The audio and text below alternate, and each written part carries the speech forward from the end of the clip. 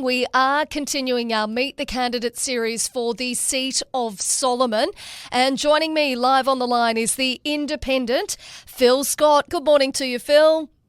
Good morning, Katie. Great to be with you. Good to have you on the show, Phil. A number of questions. You've got 8 minutes, and I've had a couple of additional ones for you, but I might ask you those at the end of the 8 minutes, if that's all right. Yeah, no stress. All right, you ready? Let's get into it. Now, Phil, first off, why do you think you're the best person to represent the seat of Solomon? Because my background's in community building, and because I've been actually having conversations, hundreds of them with community for a few years now, and because we are supported by volunteers, hundreds of volunteers from across Darwin and Palmerston, who are all motivated by the same things and who are now all organising together around this way of having community representation, which is grassroots, which is volunteer-driven, and which is also really fun because we realise that we've got a lot of power in ourselves as a community. Phil, cost of living has been raised on this show as the number one issue for voters. What will you do to lower the cost of living for those in Solomon? So we have a lot of power as an independent. The cost of living is the way it is because there are only two parties have been in power for decades now. So the position that we find ourselves in, paying through the nose for our groceries, for our power bills, for our rents and for our housing, is because these two parties have created the system to be this way. What we're saying is that we want to hold them accountable for implementing recommendations of the supermarkets inquiry. We've got two of the most profitable and powerful supermarkets in the world. It's a duopoly. It shouldn't be that way. And we're not taking money from the supermarkets, so we're actually able to speak up and say we want to change that dynamic. The same goes for power bills. We're not taking money from gas companies, so we're able to say, you know what?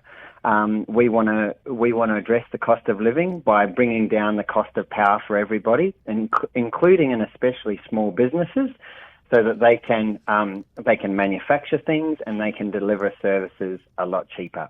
We also want to address cost of living by through cheaper flights. Again, we've got another duopoly. It's not just two big parties. It's not just two big supermarkets. It's two airlines who have captured the airline market, and again, we're saying they donate to major parties, and so they have their interests served.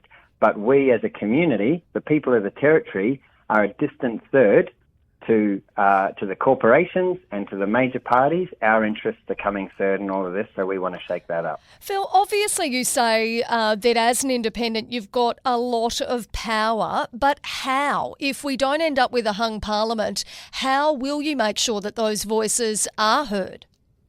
Yeah, good question. Essentially, at the moment, our voice is being ignored. We've got people doing it tough here in the territory. We've got really abysmal health outcomes. We've got really abysmal community safety outcomes. And what have our major party representatives been saying about it? What have they been doing about it? There's no power in having a backbencher ignored by some party room bosses 3,000 kilometres away who don't give a stuff about the territory. We want somebody in there having a bit of a scrap and standing up for us and actually speaking out about what's in Territorians' interests at a national level. And that's where the power lies. And the independents have been able to show that they've got a lot of good outcomes for their communities just by being in there and just by having a voice. Phil, crime continues to be an issue for the Northern Territory. If you are elected as a federal member, how do you feel what do you feel could be done by the federal government to try and support the Northern Territory government in this space? So many things. So again, people are really angry about this. And people have been really let down by a lot of false and empty promises from the major parties who for decades have been talking about, oh yeah, we're going to address the crime issue, we're going to get tough on it, and whatever they say they're going to do hasn't worked. We're in this situation because of the actions and inactions of two groups of people, two parties, whose power brokers don't sit in the territory, they sit somewhere else, and in the end don't really give a stuff about us. So, an independent, we can bring together law enforcement. Police are giving us a lot of messages about what's working and what's not working, and their voices aren't being heard in this dynamic, as the voices of the families and the offenders themselves aren't being heard. Well, and they included certainly properly. are on this show, Phil. They really are, and they're screaming out for help. So what would you do as an independent to try and curb the crime that we're seeing? Bring together law enforcement, community leaders and residents to develop solutions that keep us safe.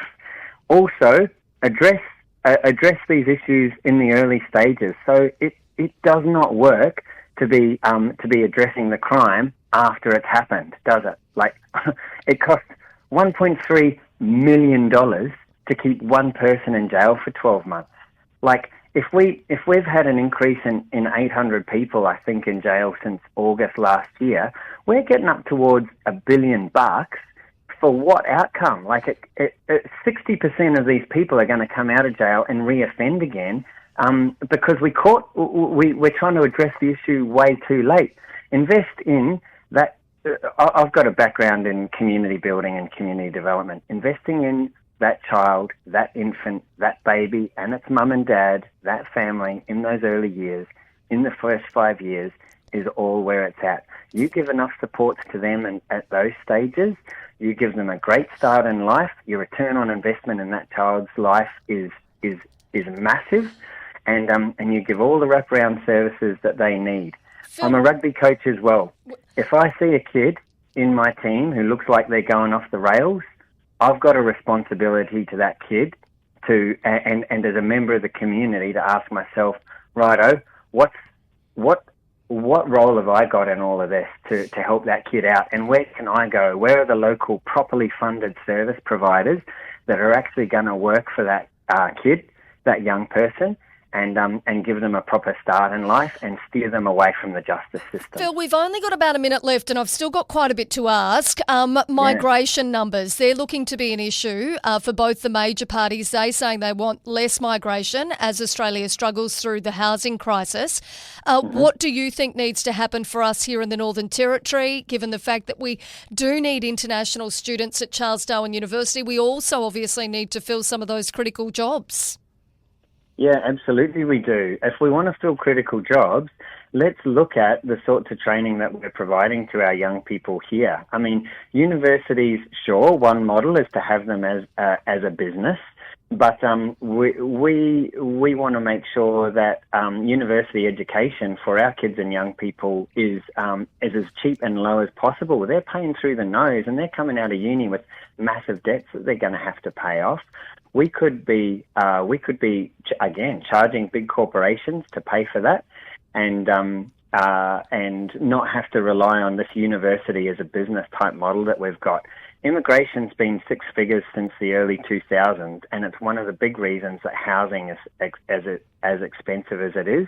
So I fully support an interrogation of immigration numbers and whether they should be as high as they are.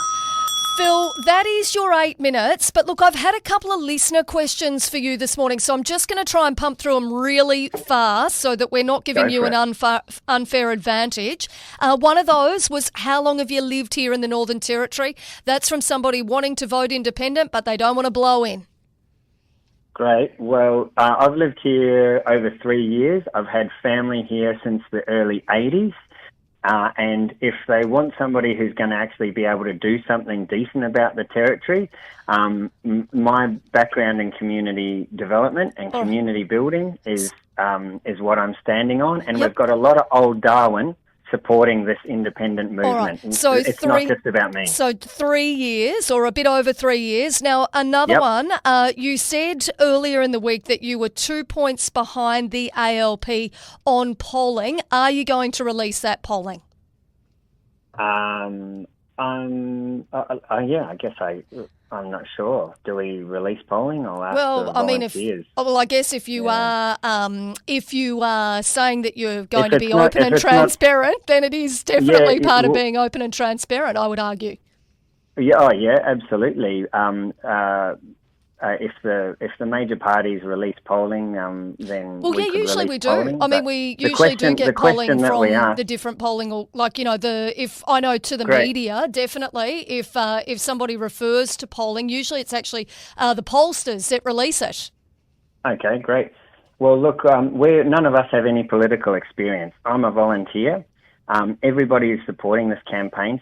A lot of people actually have given up their jobs to even give us a crack at levelling the playing field and having a go at this.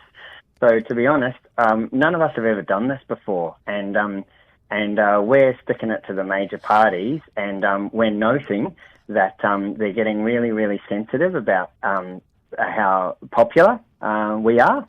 And they're trying to apply a lot of heat to us, so we don't want to give away anything well, look, for that's going us, to it's not. disadvantage For me, us. it's not that. For me, it's it's asking for that openness and transparency. So I guess if if you've referred to the polling, then it is about being open and transparent. Yeah, I see no issue with it. Awesome.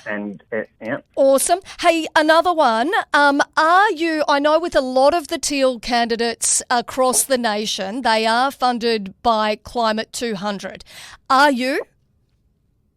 Yeah, we're on the record as having received funding from 𝘛𝘦𝘢𝘭, which is crowdfunding from everyday Australians right across the country. Is it also is it also 𝘛𝘦𝘢𝘭 who is indeed a wealthy businessman? No, yeah, again, major parties are saying that because they want to distract people from the billionaire donors that they're getting a heap of money from. I was going to say, Phil, I wouldn't argue that they are definitely funded by, for Labor, by, unions, people would argue. For the Libs, you would say that they are funded, by property developers, whoever. But again, I guess if you're running on a campaign of being open and transparent, then that is definitely something to ask. Yeah, definitely. And he, as I understand it, his contribution is about 2% of whatever money is crowdfunded from those everyday Aussies through 𝘛𝘦𝘢𝘭. All right, so good to know. He's not a big figure in this, unlike the big corporations and the big billionaires who donate to the parties that we don't receive anything from. And we're doing a lot of our own fundraising as well. So we're totally open about where we're getting our funding from. Good to know. Well, Phil Scott, the independent running for the seat of Solomon, mate, you've got more questions on the text line this morning than anybody else, so I appreciate you answering those for us. People are up to this. Yeah. Thank you very much for your time this morning. Good to catch up with you. My pleasure. Good on you. Thank you. Thanks so much.